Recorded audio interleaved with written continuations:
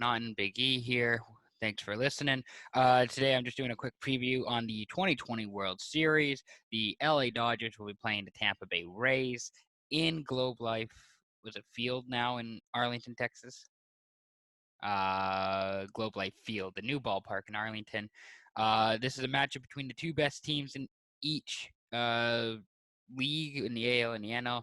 The Rays had a 40-20 record. The Dodgers had a 43-17 record.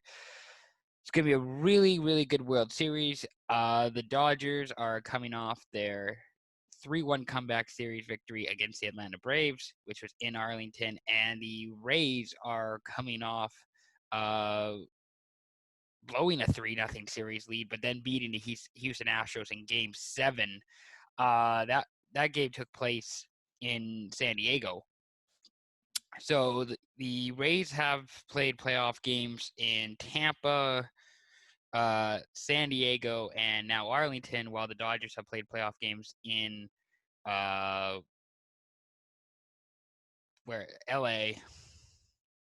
I guess Arlington, and then for the World Series as well, they'll play it in Arlington. So this is the first ever neutral site World Series in Arlington. There will be fans there. They should be wearing masks. I don't know if they are. This is also going to be the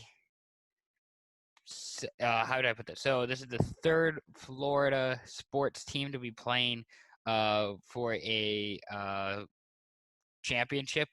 So the Heat played the Lakers. They lost in the NBA Finals. And then the Tampa Bay Lightning won the Stanley Cup against the Dallas Stars. So the Lightning Rays will be trying to become the second Tampa team to win a championship while being the third Florida team in a championship, while the LA Dodgers will try and become the second LA sports team to win a championship this year. Obviously, the Lakers being the other one. The Rays haven't been to a World Series since 2008 when they lost to the Phillies, and the Dodgers haven't been to the World Series since, I believe, 1988 when they beat the Athletics, I want to say. That's what it was. It's interesting. These two teams are very contrasting in how they play. The Rays are an analytical team. They like to beat you with stats. There's not really any superstars on the team. The Rays are really just, if they're going to beat you, it's with their starting pitching. I don't know what the probable pitchers are coming up in this World Series. I'm just going to check that here. But Game 1 is tonight, Tuesday, and then Wednesday will be Game 2. So tonight we got Tyler Glasnow and Clayton Kershaw. That's going to be a really good pitching matchup. Glasnow in the postseason, he got a 2-1 record with a 4.66 ERA, 25 strikeouts. Kershaw, you don't know. Kershaw doesn't have a great reputation for being a playoff pitcher. He's got a 1-2 record in the World Series with a 5.40 ERA in 26 2/3 innings. I hope Clayton Kershaw can get it done. I love Clayton Kershaw. He's probably one of my favorite pitchers of all time. I'd love to see him get a win tonight, but we'll see how that goes. Game 2 tomorrow, we should see on the mound Blake Snell, and the Dodgers haven't announced who their pitcher is going to be. I'm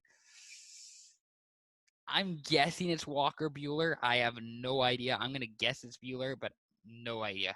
Snell, he's a fantastic left-handed pitcher. He's out of Seattle, Washington. Great guy. He's got a lot of good stuff.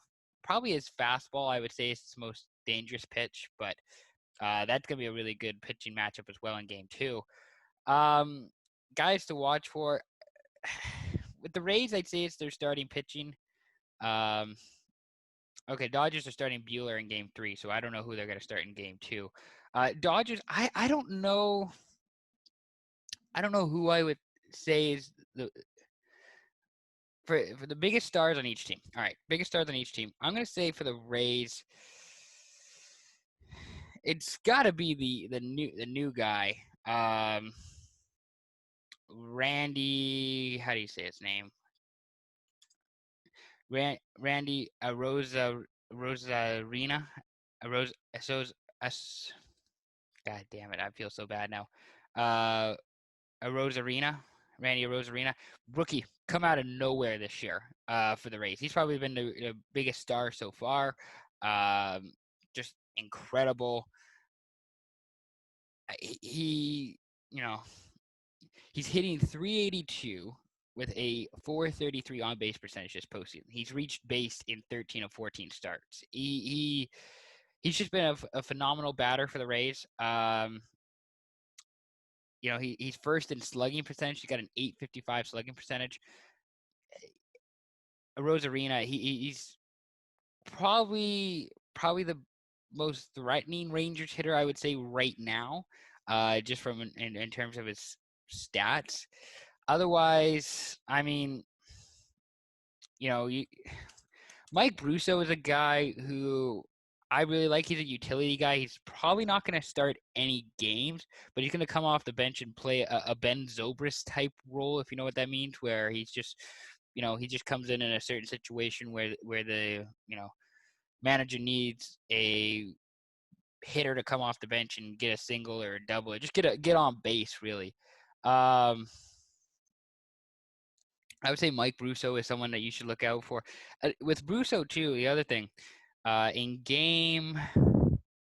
I want to say it was game 6 or game 5, one of those against the Yankees. He had a really good at-bat against Aroldis Chapman. He had about, I think it was an 8-9 pitch at-bat where he kept fouling it off. He kept getting better as the at-bat went along. He kept, getting closer on Chapman's pitches, but couldn't totally get it. And then the final pitch of the at-bat, he took it to left field and got the game-winning home run, and that won the Rays the series, essentially. Look out for Mike Brusso. He's going to be a guy that players will have their eye on, and that the fans should have their eye on.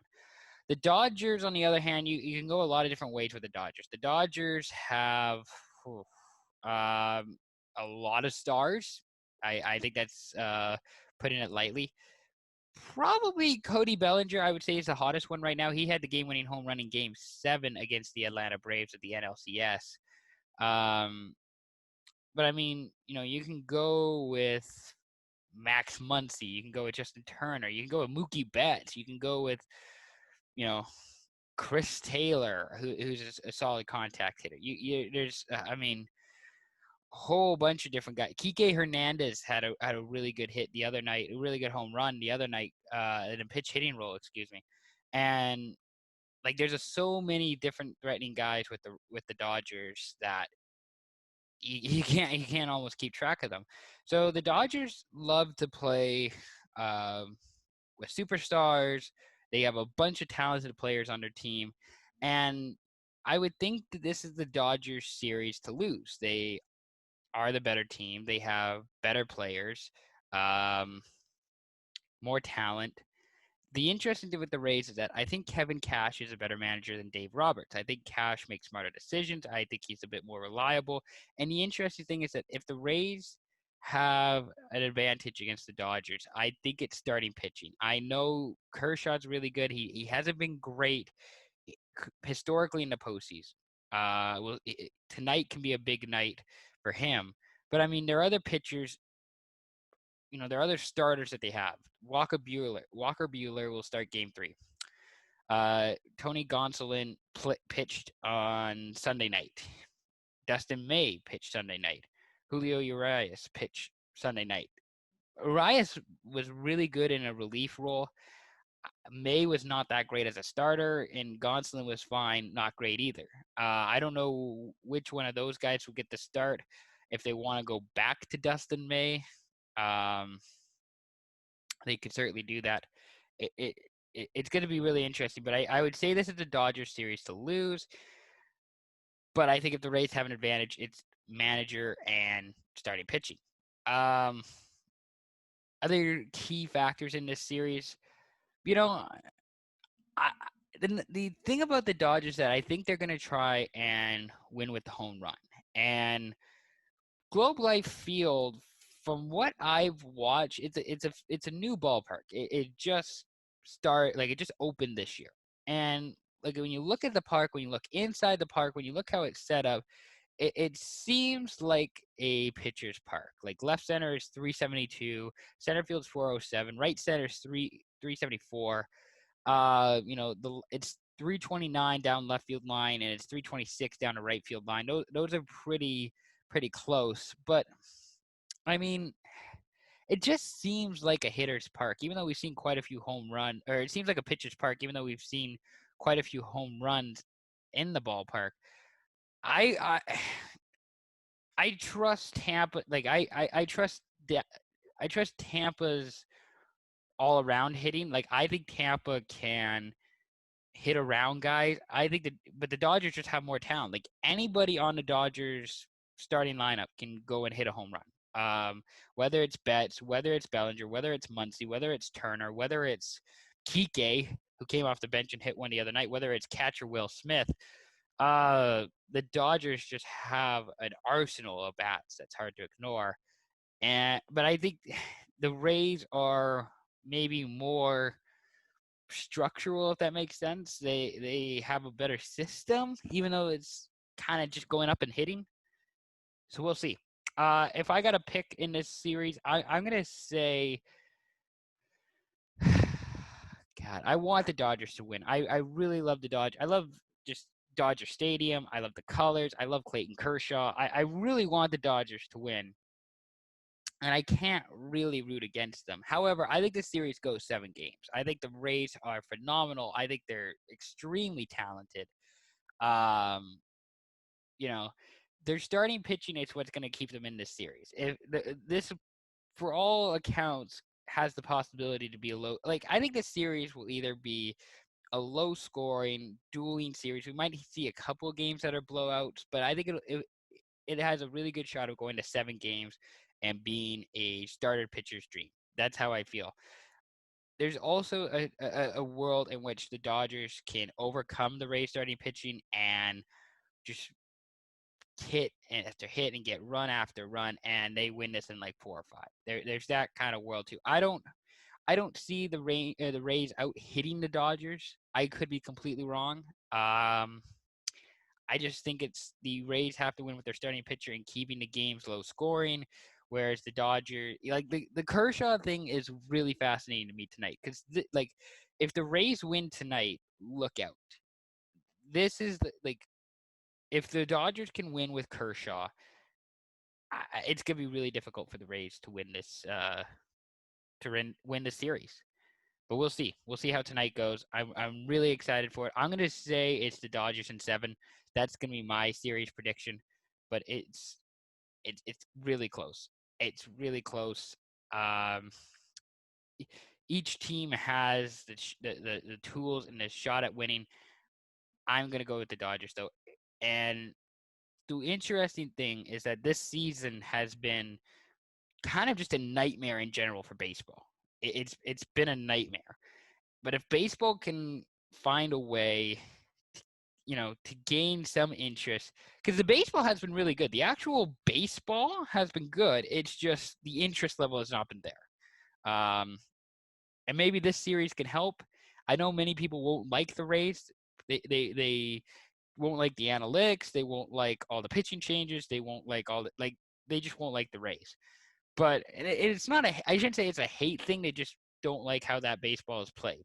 There's a lot of people who won't like that. But it's smart, it's tactical, and it's going to win them a World Series at some point. It may not be this year, it might be next year. But who knows? The Rays, with how the Rays operate, they just have a short window of success. And before you know it, all those guys are going to be gone because that's just how it works with baseball and the Rays. So, yeah. Yeah, I there's not a whole lot else I want to add there. I think this is just gonna be a really good series. I just wanted to mention it briefly. Yeah, please watch it. It's gonna be really good. It's gonna be really fascinating.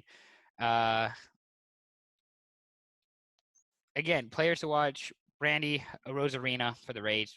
Really, really talented guy. He's gonna have to continue his pace if they're going to have a shot at winning. And Cody Bellinger, too. Watch both of those guys. It's going to be great. Thank you very much for listening. I hope you enjoyed this. We might have a bit more World Series stuff later on in this depending on how the series goes. And yeah, thanks again for listening. Hope you enjoyed it, and we'll talk to you again soon. All right, peace out.